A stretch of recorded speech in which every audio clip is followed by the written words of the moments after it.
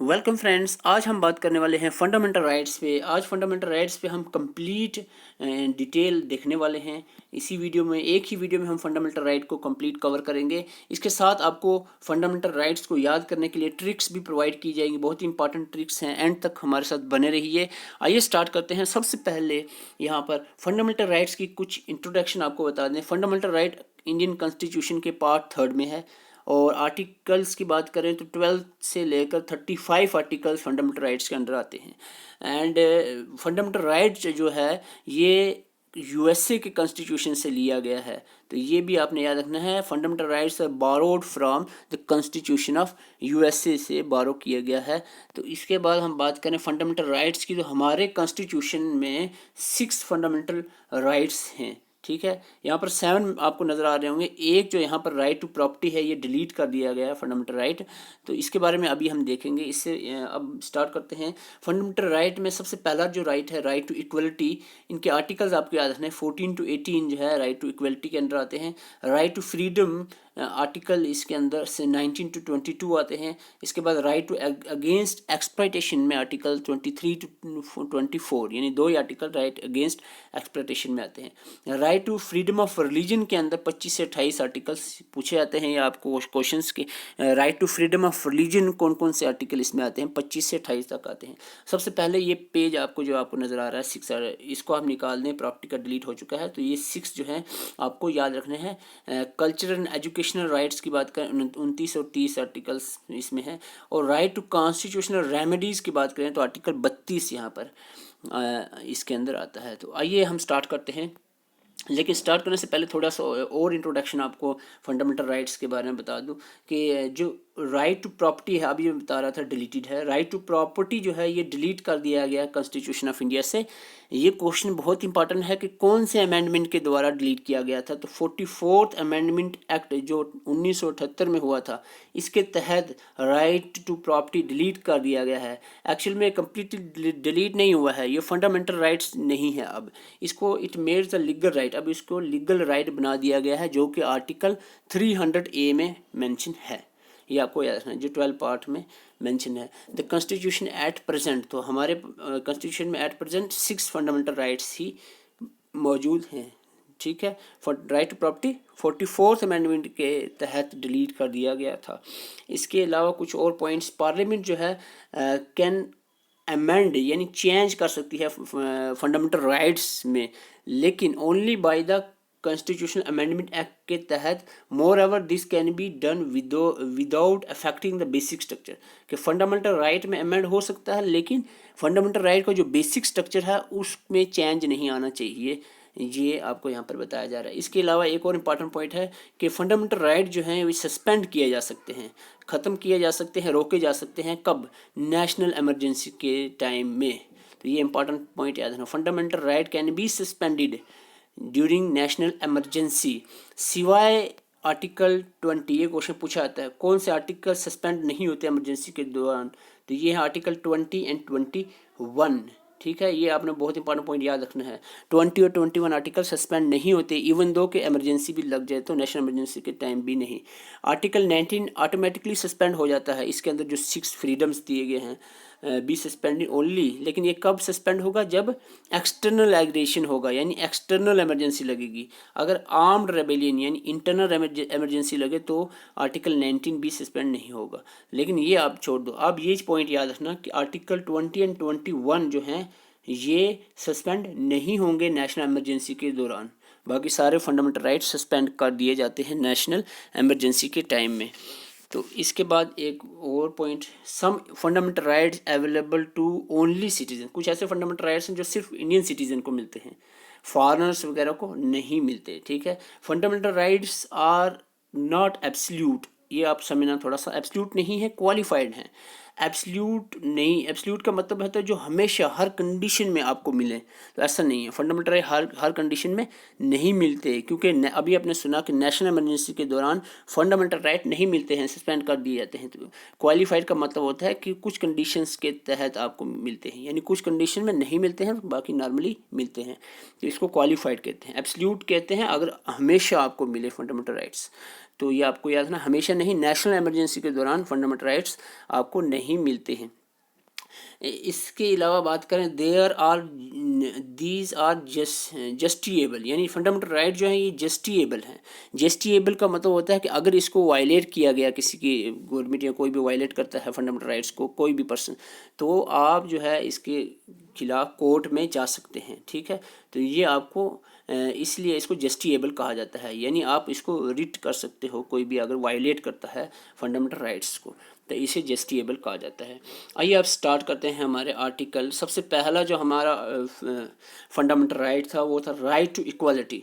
तो right to equality के articles आपको याद रखने हैं, article 14 to 18 right to equality के अंदर आते हैं। मैं आज आपको ये पूरे आर्टिकल याद करवाने की कोशिश भी करूँगा, समझाने के साथ साथ याद भी करवाने की कोशिश किया जाएगी। पूरी IAS लेवल के UPSC के डिटेल जो है, जो पूरी लक्ष्मीकांत हम यहाँ पर नहीं ला रहे हैं क्योंकि बहुत कम टाइम बचा है। हम कम्प्रीहेंसिव प्रिसाइज मैनर में आपको फंडामेंटल राइट पढ़ाने की कोशिश कर रहे हैं, जो इंपॉर्टेंट चीज़ें एग्जाम में पूछी जाती हैं। तो आइए देखते हैं। सबसे पहला जो आर्टिकल है यहाँ पर 14 to 18 के अंदर, वो है आपका आर्टिकल 14। तो आर्टिकल 14 क्या कह रहा है? Equality before law. ठीक है, इक्वलिटी बिफोर लॉ, कि हर एक को इक्वल माना जाएगा कानून की नज़र में। तो ये आर्टिकल 14 कह रहा है। ठीक है, 15 कह रहा है prohibition of discrimination on ground of religion, race, caste, sex, place of birth के, यानी इन चीज़ों के डिस्क्रिमिनेशन नहीं करनी है कि भाई ये काला है, गोरा है, इसकी वो कास्ट है, इसकी वो कास्ट है, ये मेल है, ये फीमेल है। तो डिस्क्रिमिनेशन को रोका गया है आर्टिकल 15 के अंदर। ठीक है, आर्टिकल 14 क्या कर रहा है? इक्वलिटी प्रोवाइड कर रहा है। दूसरा आर्टिकल 15 क्या कह रहा है? डिस्क्रिमिनेशन को रोक रहा है, प्रोहिबिट कर रहा है डिस्क्रिमिनेशन को। और आर्टिकल 16 कह रहा है कि इक्वल अपॉर्चुनिटी प्रोवाइड होनी चाहिए मैटर ऑफ पब्लिक एम्प्लॉयमेंट के केस में। ठीक है, इक्वल अपॉर्चुनिटी प्रोवाइड कर रहा है आर्टिकल 16। ठीक है, एम्प्लॉयमेंट के केस में। इसमें रिजर्वेशन का भी क्लाज आता है, तो वो भी आप याद रखना है कि रिजर्वेशन ST SC वगैरह को, OBCs को मिलेगी। इसके अलावा ये बहुत इंपॉर्टेंट क्वेश्चन है, पूछा था article 17, abolition of untouchability. Untouchability को यहाँ पर ख़त्म किया जाता है इस आर्टिकल में, यानी अनटचेबिलिटी अगर करोगे तो ये आपको कानून की नज़र में ये जुर्म होगा। तो अनटचेबिलिटी होता है छूत-छात, यानी आप समझ गए छूत-छात क्या होती है। तो ये अनटचेबिलिटी को एबोलिश कर रहा है आर्टिकल 17। और आर्टिकल 18 जो है वो एबोलिश कर रहा है टाइटल को, यानी ऐसे ही टाइटल कोई नहीं ले सकता, यानी अब महाराजा या कोई बड़े टाइटल्स जो होते हैं उनके बेस पे हम डिस्क्रिमिनेशन नहीं कर सकते। तो सिवाय मिलिट्री, जो एजुकेशनल और मिलिट्री एंड एजुकेशनल टाइटल्स को यहाँ पर एक्सेप्शन में रखा है कि वो टाइटल मिल सकते हैं, उसके अलावा ऐसे कोई भी टाइटल किसी को नहीं मिल सकता, और ना ही उसके बेस पे आप किसी को सुपीरियर या इन्फीरियर कह सकते हैं। तो ये आर्टिकल्स थे किसके? Article equal right to equality के 14 to 18 आर्टिकल। तो ये थी यहाँ पर बात, इसको अब याद करना है। तो याद करने के लिए मैं आपको ट्रिक बताने वाला हूँ। तो आइए देखते हैं ट्रिक। इसकी ट्रिक ये है, देखो आपको ये पॉइंट याद रखना है, लॉ रिमूव्स डॉट, यहाँ पर डॉट DOUB साइलेंट थोड़ा सा रखना है, डॉट। ठीक है, आर्टिकल 14 to 18 आपको याद हो जाएंगे। ठीक है, लॉ रिमूव्स डॉट। तो आर्टिकल 14 क्या कर, इक्वलिटी बिफोर लॉ, तो लॉ यहाँ पर आप ले लो, लॉ, एंड इसके बाद डॉट लेना, DOUT। प्रोहिबिशन ऑफ डिस्क्रिमिनेशन 15 है, आपको पता है, तो ये डिस्क्रिमिनेशन डॉट, डी से डिस्क्रिमिनेशन, डी से डॉट। तो अपॉर्चुनिटी ऑफ एम्प्लॉयमेंट के केस में तो ये अपॉर्चुनिटी से O, एबोल्यूशन ऑफ अनटचेबिलिटी से U, और एबोल्यूशन ऑफ टाइटल से T। तो इस तरह से ये बनता है डॉट। यहाँ पर B मैंने साइलेंट रखा है, DOUT डॉट। अब ट्रिक का कोई लॉजिक नहीं होता, एक दो बार आप ट्रिक को याद रखोगे तो ये आर्टिकल आपको कभी भी सीक्वेंस में याद रहें, कभी भी भूलेंगे नहीं। ठीक है, ये आपको 14 to 18 आर्टिकल याद करने के लिए, इक्वलिटी के जो आर्टिकल्स हैं राइट टू इक्वलिटी के, तो right to equality before law, law prohibit, उसके बाद डिस्क्रिमिनेशन 14 से आपको स्टार्ट करूँ। 14 में लॉ आता है, 15 में डिस्क्रिमिनेशन, 16 को में अपॉर्चुनिटी, अपॉर्चुनिटी किसकी है? एम्प्लॉयमेंट, क्या पता, 17 में अनटचेबिलिटी, और 18 में टाइटल। तो कैसे याद रहेगा? DOU, law removes dot, DOUT। तो ये एक बार आप ट्रिक को देखेंगे तो आपको होपफुली आपको हमेशा के लिए याद रहेंगे। ठीक है, इसके बाद हम बात करें नेक्स्ट पार्ट की। तो ये था हमारा फंडामेंटल राइट का, जो हमारा फर्स्ट फंडामेंटल राइट है, राइट टू इक्वलिटी। तो राइट टू इक्वलिटी आपने देख लिया। इसके बाद हम बात करते हैं राइट टू फ्रीडम की। राइट टू फ्रीडम में 19 to 22 आर्टिकल्स आते हैं। ठीक है, 19 से लेकर 22 आर्टिकल्स राइट टू फ्रीडम में आते हैं। तो ये हम देखने वाले हैं। सबसे पहला हमारा यहाँ पर आता है आर्टिकल 19। ठीक है, आर्टिकल 19 इसमें थोड़ा सा डिटेल हम देखते हैं। 19 article protection of certain rights, इस आर्टिकल के तहत कुछ राइट्स प्रोवाइड किए जा रहे हैं। Article 19 of the Indian constitution mention 6 freedoms that are available to the citizen of India। Article 19 हमें 6 फ्रीडम्स प्रोवाइड कर रहा है, 6 फ्रीडम्स। तो वो 6 फ्रीडम्स कौन सी हैं, तो वो आपको याद रखने हैं। आर्टिकल 19 के अंदर जो 6 फ्रीडम्स प्रोवाइड की जा रही हैं वो कौन सी हैं, वो आपको याद रखनी है, आपको अभी याद करवाई जाएंगी, ठीक है। पहले एक बार आप इसको अच्छे से पढ़ना है, फिर इसको आपको ट्रिक बताई जाएगी। सबसे पहले हम freedom of speech and expression, ठीक है, freedom of speech and expression. दूसरी है freedom to assemble peacefully and without arms, यानी आप इकट्ठा हो सकते हो कि महफिल जमा सकते हो। Freedom to form associations and unions भी आप बना सकते हो। फ्रीडम दी है आपको फ्रीली मूव करने की, through out the country of India में आप फ्रीली मूव कर सकते हो, कोई आपको रोक नहीं सकता। Freedom to reside and settle in any part of the India में आप रिसाइड और सेटल कर सकते हो, कहीं पर भी आप रह सकते हो, इसमें कोई भी रुकावट आपको नहीं है। इसके अलावा हम बात करें freedom to practice any profession, कोई भी प्रोफेशन, कोई भी काम आप कर सकते हो, इसकी भी आपको आज़ादी दी गई है। ये 6 जो फ्रीडम्स हैं आर्टिकल 19 के अंदर मेंशन है। अब इसको याद कैसे किया जाए, तो आपको याद करने के लिए आपको यहाँ पर ट्रिक प्रोवाइड करा रहा हूँ। तो ये आपको ट्रिक या आर्टिकल 19 को याद रखने के लिए ट्रिक आपके सामने ये है, ठीक है। ट्रिक क्या है आपको, trick to for freedom under article 19। तो ट्रिक क्या है, सैम, SAAM, सैम याद रखना, Sam SAAM, Sam resides in Poonch. Poonch एक डिस्ट्रिक्ट है जम्मू एंड कश्मीर के, तो पुंछ में सैम नाम का एक आदमी रहता है, ठीक है, आप याद रखना, सैम नाम का एक आदमी पुंछ में रिसाइड करता है, डिसाइड इन पुंछ। तो ये पहले ट्रिक याद रखना है, किसके लिए, आर्टिकल 19 के लिए, सैम रिसाइड्स इन पुंछ। अब आइए आप स्टार्ट करते हैं। सबसे पहला है हमारा S mean freedom of speech से एस लिया, फ्रीडम ऑफ असेंबल से, स्पीच के बाद असेंबल में A, and then freedom to form association में ए, ठीक है, असेंबल एंड एसोसिएशन, ठीक है। इसके बाद फ्रीडम टू मूव फ्रीली, तो मूव से आपने एम लेना है। फ्रीडम टू रिसाइड, रिसाइड से आर, यहाँ पर रिसाइड ही है तो रिसाइड यही आएगा। और फ्रीडम टू प्रोफेशन में पूंछ लेना है, ठीक है, पूंछ में ये बंदा काम करता है। तो ये आपने याद रखना है ट्रिक, किसके लिए, आर्टिकल 19 के लिए। Sam resides in Poonch, speech assemble association move reside profession, तो ये आपने याद रखना है आर्टिकल 19। आइए आगे चलते हैं आर्टिकल 20। अब आपको फिर से मैं बता दूं, हम बात कर रहे हैं राइट टू फ्रीडम की, जो आर्टिकल 19 से 22 तक आते हैं। तो 19 आपको हो गया, इसके बाद 20 की बात करें। आर्टिकल 20 क्या कह रहा है, 20 आर्टिकल कह रहा है protection in respect of conviction for offences. Offence होता है जुर्म, कन्विक्शन होती है सज़ा, किसी भी जुर्म की सज़ा के खिलाफ कुछ लॉज यहाँ पर प्रोवाइड हो रहे हैं प्रोटेक्शन के। 2 पॉइंट्स यहाँ पर याद रखना है जो इसके अंडर दिए हैं। मैंने सब क्लास नहीं लिया है, आपको बता रहा हूँ यहाँ से। पहला पॉइंट ये है कि आपको यहाँ पर कहा जा रहा है कि अरेस्ट जो करना है, अरेस्ट ऐसे ही नहीं कर सकते, उसके लिए आपको वायोलेशन जो है, अगर आप वायोलेशन करते हो किसी भी कॉन्स्टिट्यूशनल राइट की, कानून की खिलाफ वर्जी करते हो, तभी आपको अरेस्ट किया जा सकता है, ठीक है, एक पॉइंट। इसके अलावा आपको अरेस्ट नहीं किया जा सकता। दूसरा पॉइंट यहाँ पर कैसे कहा जा रहा है कि आपको एक बार अगर आप गलती करोगे, उसकी सज़ा आपको एक ही बार मिलनी चाहिए, यानी एक जुर्म की सज़ा आपको 2 बार नहीं मिल सकती। तो ये इसमें कहा गया है आर्टिकल 20 में, ठीक है।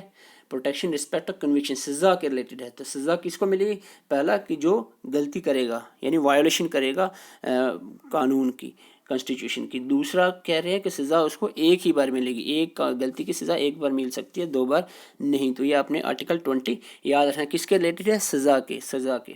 तो 21 आर्टिकल किसके रिलेटेड है, protection of life and liberty, ज़िंदगी, आज़ादी, लाइफ यानी जीने का हक। आर्टिकल 21 में जीने का हक है हर किसी को, ठीक है, लिबर्टी, आज़ादी हर किसी को है जीने की। तो ये आपने याद रखना है 21। तो इसके अंदर बहुत सारी और भी चीज़ें आती है कि प्राइवेसी का भी, राइट टू प्राइवेसी भी इसके अंदर आता है। तो राइट टू प्राइवेसी के बाद हम कह सकते हैं राइट विद डिग्निटी, इज़्ज़त के साथ जीना है, कोई आपको ऐसी जलील या नहीं कर सकता, ये भी कानून के खिलाफ वर्जी होगी। तो यह आपको जीने का हक जो है, इज़्ज़त के साथ जीने का हक आर्टिकल 21 प्रोवाइड कर रहा है। तो आपको अभी पहले बताया था आर्टिकल 20 और 21 21 सस्पेंड कभी नहीं होते, चाहे नेशनल इमरजेंसी भी लग जाए।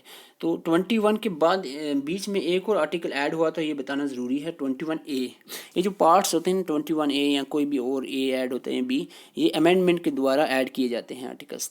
तो ये जो 21A है, ये इसको हम राइट टू एजुकेशन कहते हैं। इस आर्टिकल के तहत क्या होता है कि the state shall provide free and compulsory education to the childrens of age of 6 to 14, यानी इस 21A के तहत 6 से 14 साल के बच्चों को फ्री एजुकेशन प्रोवाइड की जाएगी स्टेट के द्वारा।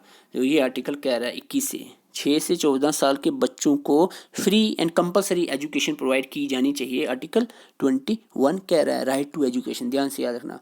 और एक और इम्पॉर्टेंट बात है कि ये कब ऐड किया गया, 86 अमेंडमेंट एक्ट जो हुआ था 2002 में, 86 अमेंडमेंट एक्ट 2002 में ये आर्टिकल 21A ऐड किया गया था। ये भी इंपॉर्टेंट पॉइंट है, ये याद रखना, ठीक है। इस तरह के आर्टिकल ज़्यादा पूछे थे एग्जाम में, ठीक है। क्या है ये, 6 से 14 साल के बच्चों को फ्री कंपलसरी एजुकेशन। दूसरा पॉइंट क्या था कि 86 अमेंडमेंट एक्ट जो है 86 अमेंडमेंट एक्ट के तहत ये ऐड किया गया था। ये अमेंडमेंट 2002 में हुआ था।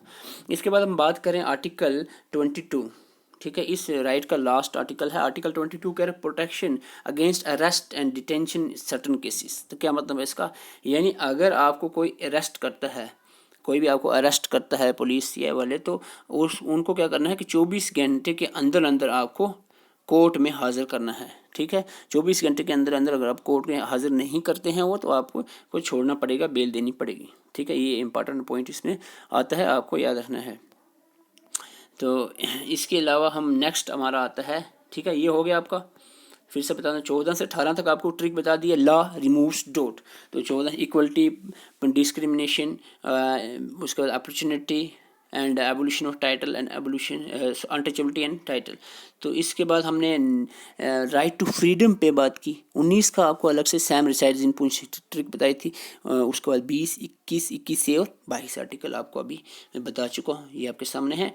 इसके बाद आपको राइट अगेंस्ट एक्सप्लॉयटेशन जो है, गलत जो इस्तेमाल हो रहा है उसके रिलेटेड ये राइट है। राइट अगेंस्ट एक्सप्लॉयटेशन, एक्सप्लॉइट क्या हो रहा है, यहाँ पर आपको आर्टिकल 23 एंड आर्टिकल 24 यहाँ पर आपको बताएगा कि इनके अंदर क्या आता है। 23 कह रहा है prohibition of trafficking in human being. ये ट्रैफिक गाड़ियों की ट्रैफिक नहीं है, ह्यूमन बीइंग और फोर्स लेबर की बात है। यानी जैसे ट्रैफिकिंग चलती है, ट्रैफिकिंग आप समझ रहे होंगे, अब न्यूज़ में सुनते रहते हैं कि ऐसे बच्चों को उठाना और उनको ज़बरदस्ती उनसे काम करवाना, यानी कहीं से उठा कर ले जाते हैं बच्चों को, लड़कियों को, या इस तरह से, तो उनसे ज़बरदस्ती काम वगैरह करवाना, तो इसको ट्रैफिकिंग कहते हैं ह्यूमन बीइंग के अंदर। तो इसको यहाँ पर प्रोहिबिट किया गया, यानी ऐसा करना कानूनी जुर्म है।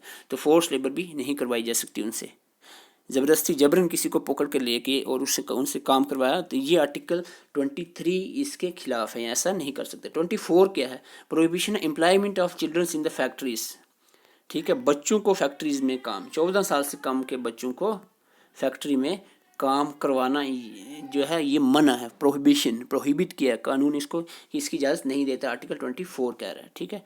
ठीक है, ये 23 और 4 में क्या है आप समझ गए होंगे, तो ये आपको याद रखना है। ये इसके आगे ट्रिक नहीं है क्योंकि ये बहुत सिंपल, दो करके हैं, तो आप याद रखना है।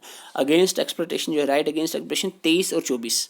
23 में क्या है कि ट्रैफिकिंग के बारे में, और 24 में क्या है कि बच्चों की एम्प्लॉयमेंट, फैक्ट्री के अंदर बच्चों को नौकरियाँ देना। तो इस तरह की 2 आर्टिकल हैं। इसके अलावा right to freedom of religion की बात करें तो, और ये पूछा जाता है right to freedom of religion कितने आर्टिकल्स इसके अंदर आते हैं।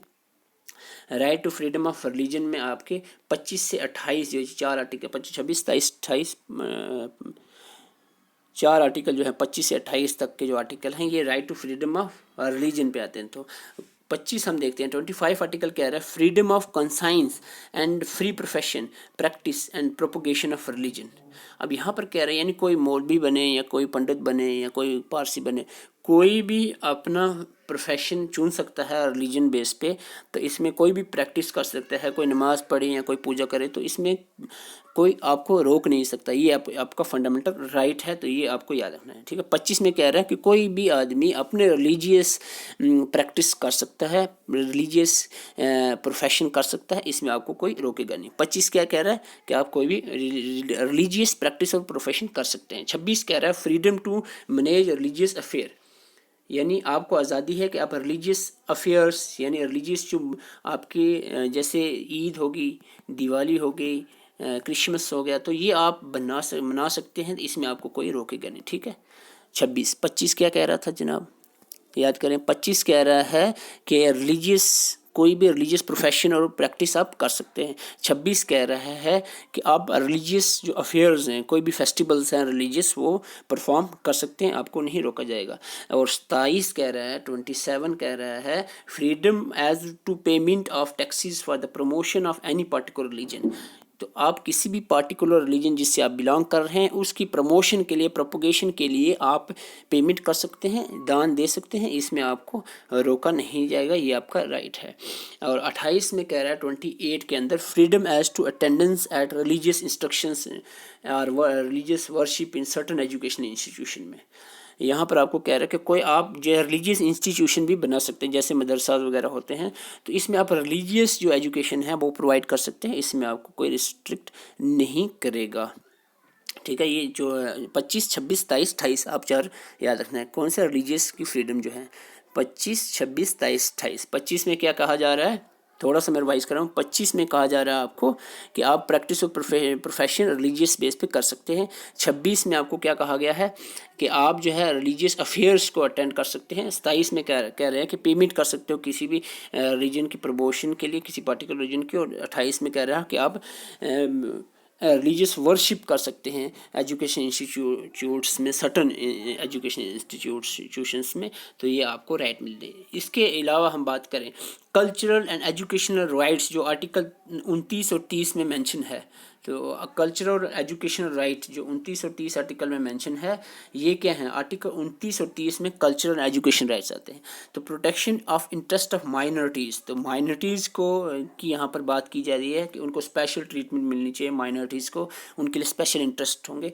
तो इसके अलावा आर्टिकल 30 कह रहा है, 30 आर्टिकल कह रहा है right of minorities to establish and administer education institution. देखो आपको पता है कोई भी माइनॉरिटी, जैसे गुजर हॉस्टल्स होते हैं, बकरवाल हॉस्टल्स होते हैं, गुजर बकरवाल हॉस्टल, पहाड़ी हॉस्टल्स होते हैं, तो इस तरह के बहुत सारे हॉस्टल या एजुकेशनल इंस्टीट्यूशन जो माइनॉरिटीज़ के लिए बनते हैं, तो ये आप एस्टेब्लिश कर सकते हैं, तो इसमें आपको इजाज़त दी गई है। ये दोनों आर्टिकल 29 और 30 ये किसके रिलेटेड है, माइनॉरिटीज़ के रिलेटेड है, कल्चरल एजुकेशन राइट्स माइनॉरिटीज़ के 29 और 30। 31 आर्टिकल आपको पता है डिलीट कर दिया है, right to property 44th amendment 44 amendment के तहत है, राइट। उसके बाद 32 आता है, बड़ा इंपॉर्टेंट है, इसको heart and soul, right to constitutional remedies, question है याद रखना, इसको heart and soul of Indian constitution कहा है डॉक्टर BR अम्बेडकर जी ने, इसको heart and soul of Indian constitution कहा है, किसको, आर्टिकल 32 को। इसके तहत रिट्स आपको रिट्स भी पढ़ाई जाएंगी नेक्स्ट किसी एक वीडियो में, लेक्चर में, कि 5 तरह के रिट्स होती हैं, तो वो रिट्स आपको यहाँ प्रोवाइड की जा रही हैं आर्टिकल 32 के अंदर। Remedies for the enforcement of rights confirm by this part, यानी जो फंडामेंटल राइट्स हैं, जो पूरा पार्ट 3 है इंडियन कॉन्स्टिट्यूशन का, इसके जितने भी राइट्स हैं इनको इन्फोर्स करना है, ये आप सबको मिलने चाहिए। अगर ये राइट्स नहीं मिलते हैं तो आप रिट लगा सकते हैं, तो ये आर्टिकल 32 कह रहा है। So students, this is all about from fundamental rights. तो फंडामेंटल राइट के रिलेटेड आपको ट्रिक भी बता दी हमने किस तरह से आपको याद रखने हैं, तो ये आपके लिए था फंडामेंटल राइट्स के लिए। If you like the video please share the videos, ताकि ज़्यादा से ज़्यादा एस्पिरेंट्स इससे फ़ायदा उठा सकें। जेके पुलिस सब इंस्पेक्टर के लिए स्पेशली हम ये सिलेबस कवर कर रहे हैं, तो आर्टिकल आप ये याद रख सकते हैं कहाँ से कहाँ तक ये आर्टिकल्स हैं। तो आपको मैंने अभी थोड़ा सा क्विक रिवीजन करते हैं। आपको यहाँ पर सबसे पहले आपको राइट टू इक्वलिटी के बारे में 14 to 18 बताया मैंने। इसमें आपको लॉ रिमूव्स DOUBT डॉट्स, तो आर्टिकल 14 to 18 यहाँ से आपको। और उसके बाद right to right to freedom के जो आर्टिकल्स 19 से 19 जो है ये इसमें 6 फ्रीडम्स थी, तो उसको सैम रिसाइड्स इन पुंछ एक ट्रिक बताई थी आपको। उसके बाद 20, 21 A और 22 ये यहाँ पर राइट टू फ्रीडम के अंदर आपको बताया। राइट अगेंस्ट एक्सप्लॉयटेशन में 23, 24 दो ही है, मैंने कहा था। 23 में जो ट्रैफिकिंग के रिलेटेड था, कि ट्रैफिकिंग ह्यूमन बींग्स में नहीं होनी चाहिए। और इसके बाद 24 में कह रहे थे कि बच्चों को जो फैक्ट्रीज़ में नौकरी देना वो उसकी प्रोहिबिशन कर रहा था। 23-24 25 से 28 तक रिलीजन की फ्रीडम मिल रही है यहाँ पर आपको। 25 से 28 भी मैंने बता दिया। 25 में है कि रिलीजियस जो आप प्रैक्टिस या प्रोफेशन कर सकते हो। 26 कह रहा है कि रिलीजियस अफेयर्स जो हैं वो आप ऑर्गेनाइज कर सकते हो, यानी फेस्टिवल्स परफॉर्म कर सकते हो। उसके बाद 25 के बाद 26, 27 में कह रहा है कि आप पेमेंट ऑफ टैक्सेस कर सकते हो। और 28 में कह रहा है कि आप वर्शिप कर सकते हो किसी भी रिलीजियस इंस्टीट्यूशन में, यानी रिलीजियस एजुकेशन इंस्टीट्यूशन भी आप बना सकते हो, उसमें वर्शिप भी अपने हिसाब से आप कर सकते हो। उसके बाद कल्चरल एजुकेशन राइट्स जो 29 और 30 में आपको मैंने कहा माइनॉरिटीज़ के रिलेटेड है। इंटरेस्ट ऑफ माइनॉरिटीज़ 29 कह रहा है और 30 कह रहा है कि माइनॉरिटीज़ जो है एजुकेशन इंस्टीट्यूट्स एस्टेब्लिश कर सकते हैं। ठीक है। उसके बाद राइट टू प्रॉपर्टी डिलीट कर दिया गया है। ये 44th अमेंडमेंट एक्ट जो हुआ था उसके तहत डिलीट कर दिया गया था। राइट टू कॉन्स्टिट्यूशन रेमेडीज़ जो हैं आर्टिकल 32, इसको heart and soul of Indian constitution कहते हैं। इसके अंदर रिट्स आती हैं, यानी इन्फोर्स करना है इस पार्ट को, फंडामेंटल राइट्स को। अगर नहीं करोगे तो रिट्स लगेंगे। तो ये आपको याद रखना है फंडामेंटल राइट्स के रिलेटेड। तो हमारे साथ बने रहिए। Thank you for watching.